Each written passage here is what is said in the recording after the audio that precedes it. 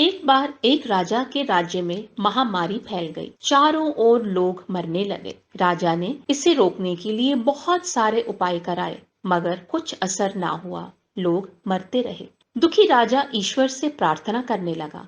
तभी अचानक आकाशवाणी हुई। आसमान से आवाज आई कि हे राजा, तुम्हारी राजधानी के बीचों बीच जो पुराना कुआं है, अगर अमावस्या की रात को राज्य के प्रत्येक घर से एक एक बाल्टी दूध उस सूखे कुएं में डाला जाए तो अगली ही सुबह यह महामारी समाप्त हो जाएगी और लोगों का मरना बंद हो जाएगा। राजा ने तुरंत ही पूरे राज्य में यह घोषणा करवा दी कि महामारी से बचने के लिए अमावस्या की रात को हर घर से कुएं में एक एक बाल्टी दूध डाला जाएगा। अमावस्या की रात जब लोगों को कुएं में दूध डालना था, उसी रात राज्य में रहने वाली एक चालाक एवं कंजूस बुढ़िया ने सोचा कि सारे लोग कुएं में दूध डालेंगे, अगर मैं अकेली एक बाल्टी पानी डाल दूं तो किसी को क्या पता चलेगा।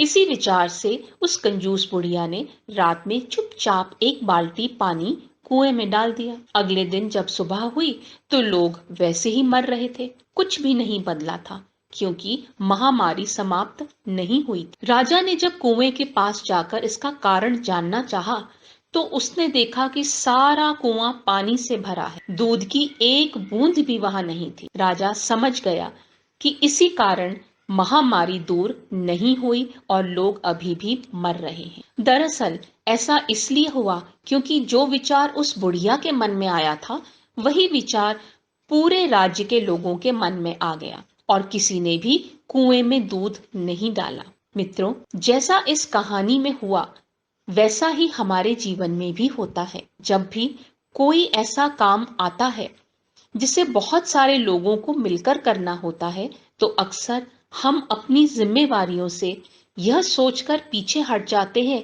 कि कोई ना कोई तो कर ही देगा।